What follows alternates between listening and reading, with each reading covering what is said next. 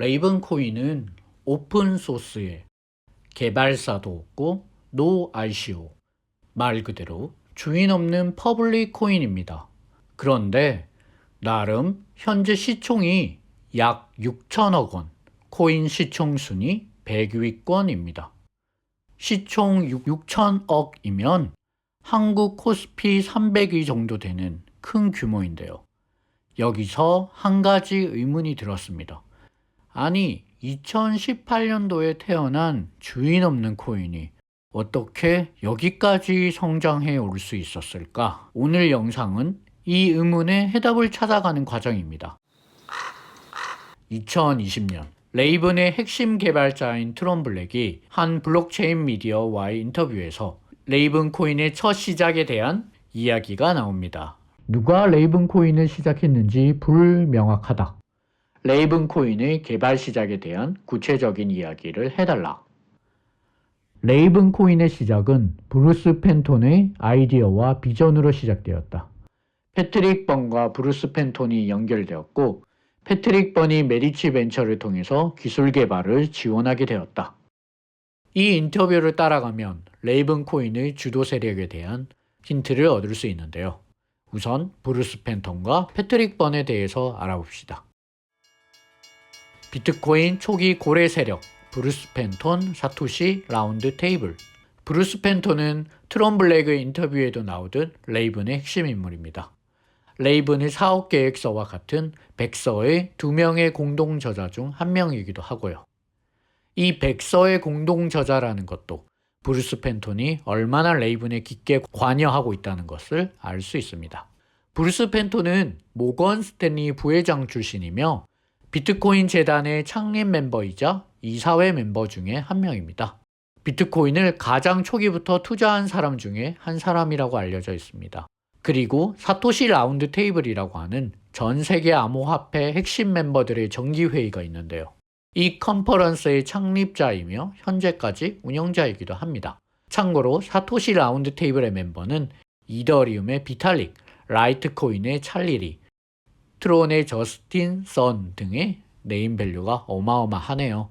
사토시 라운드 테이블 컨퍼런스 관련하여 재미있는 점이 하나 있습니다. 사토시 라운드 테이블은 매년 열리는 정기회의인데요. 컨퍼런스 이전에 항상 사전 포스터를 제작합니다. 자, 최근 5회, 6회, 7회 모임의 공식 포스터를 자세히 보실까요? 공통적으로 보이는 두 가지를 발견하셨나요? 일본의 사무라이 복장을 한 소년과 검은 갈매기입니다. 일본의 사무라이 복장은 비트코인 최초 개발자인 사토시 나카모토를 의미하며, 검은 갈매기는 레이븐을 의미하는 것이 아닌가 생각할 수도 있지 않나요? 레이븐 코인과 비트코인의 공통점을 다수 발견할 수 있는데요. 레이븐이 비트코인에서 포크되어 나온 점, 비트코인의 첫 런칭일이 2009년 1월 3일, 레이븐은 2018년 1월 3일인 점, 총 발행량 수가 비트코인은 2100만 개, 레이븐은 210억 개인 점, 채굴 보상량이 비트코인은 50개, 레이븐은 5000개인 점이 레이븐과 비트코인의 설계적 연관성을 보여줍니다. 그리고 무엇보다 비트코인은 핵심 목적이 디지털 화폐의 P2P 전송, 레이븐은 디지털 자산의 생성과 P2P 전송인 점입니다. 이런 점에서 레이븐 핵심 세력의 철학적 정치적 세력의 축은 비트코인 초기 고래 세력이라는 것을 추측해 볼 수 있습니다. 2. 레이븐 코인 기술 개발 세력 패트릭 번, 오버스톡, 메디치 벤처, 티제로.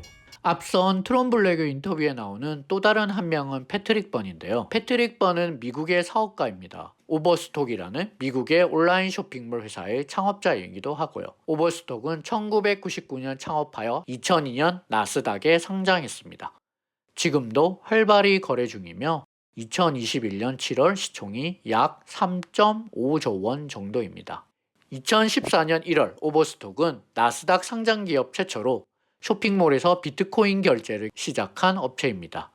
현재는 온라인 쇼핑몰 부분은 거의 정리를 하고 있으며 블록체인 투자 및 기술 개발 회사로 변해가고 있습니다. 이 회사를 창업한 패트릭 번은 미국의 대표적인 암호화폐 관련 인사인데요.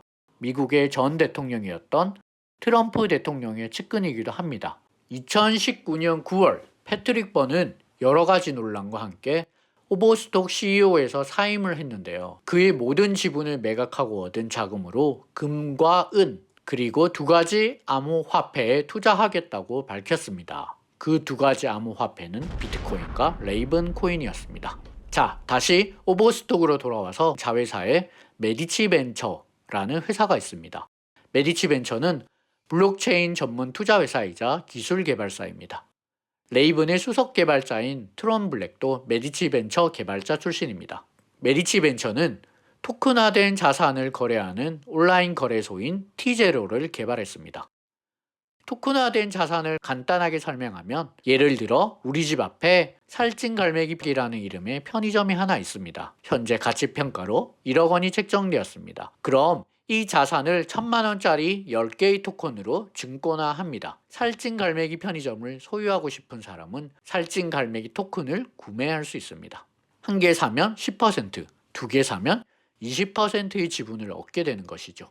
즉, 살찐갈매기 편의점은 현물 자산이라고 보시면 됩니다. 그리고 레이븐을 통해서 디지털 증권화가 되어 살찐갈매기 토큰이 됩니다. 그리고 이 토큰은 메디치 벤처에서 개발한 T0 거래소에서 매매가 이루어집니다. 이제 왜 오버스톡과 메디치 벤처가 기술과 자본을 기부하여 레이븐을 개발했는지 이해할 수 있습니다. 3. 자본 세력 미국 월가 금융회사 모건 스탠리, 뱅가드, 블랙록 2018년 미국계 헤지펀드의 아버지 조지 소로스가 한때 오버스톡 지분 30%, T0의 지분 12%를 각각 매입하기도 했습니다. 현재는 지분을 정리했다고 알려져 있고요. 창업자이자 대주주였던 패트릭 번이 회사를 떠난 후 현재 오버스톡의 지분을 알아볼까요? 모건 스탠리 투자은행이 10.4% 지분율로 1위입니다. 모건 스탠리 투자은행은 앞서 다뤘던 비트코인 고래 브루스 펜턴이 부회장으로 있기도 했습니다. 모건 스탠리는 2001년 4월 월가 최초로 비트코인 펀드를 운영하기도 했는데요. 2위와 3위를 보면 뱅가드 그룹과 블랙락 그룹이 있습니다. 이 두 그룹은 월가의 가장 대표적인 자산운용사입니다. 자산운용사는 채권과 주식을 매매하고 펀드를 운영하는 회사인데요. 국내에는 삼성자산운용, 미래에셋 자산운용 같은 자산운용사가 있습니다. 전 세계 자산운용사 중에 가장 규모가 큰 1위 업체가 블랙록, 2위 업체가 뱅가드입니다. 뱅가드는 최근 비트코인 채굴 기업에 투자를 하고 있는데요. 미국 나스닥 상장 비트코인 채굴 업체인 라이엇의 지분을 사기도 했습니다. 라이엇의 지분을 알아보면 뱅가드가 최대 지주, 3위는 블랙록입니다. 비트코인에 관심 있으신 분들은 마이크로 스트레이티지를 한 번쯤 들어보셨을 텐데요. 비트코인에 올인을 하고 있는 IT 기업이며 비트코인 업계의 가장 유명한 인사 중 하나인 마이크 셰일러가 마이크로 스트레이티지의 CEO로 있습니다. 이 마이크로 스트레이티지의 대주주가 블랙록, 3위 지분 기업이 뱅가드입니다. 또 하나 재미있는 점은 바이든 백악관 행정부의 경제적 관료들이 블랙록 출신으로 대거 기용이 되고 있는데요. 브라이언 디스 백악관 국가경제위원회 위원장, 아데예모 재무부 부장관, 마이크 파일 부통령 경제자문 등이 대표적인 블랙록 출신의 경제인사입니다. 그리고 블랙록은 전 세계 ETF 시장의 약 40%를 점유한 ETF 전 세계 1위 기업인데요. 이런 블랙록과 뱅가드가 과연 비트코인 ETF를 어떻게 생각하고 있을까요? 이처럼 레이븐 기술 개발 세력의 핵심 기업인 오버스톡의 1대 3대 주주가 미국의 월가 비트코인 핵심 자본 3인방이라는 것을 알 수 있습니다. 지금까지 살펴본 것처럼 브루스 펜턴은 레이븐의 가장 초기 멤버입니다. 그런데 말입니다. 브루스 펜턴이 이렇게 말합니다. 우리가 레이븐의 코드를 만들기 이전 레이븐의 오픈소스는 이미 긱허브에 올라와 있었다. 3년 전에. 나는 아니다. 그리고 누군지 모른다. 누구일까요? 감사합니다.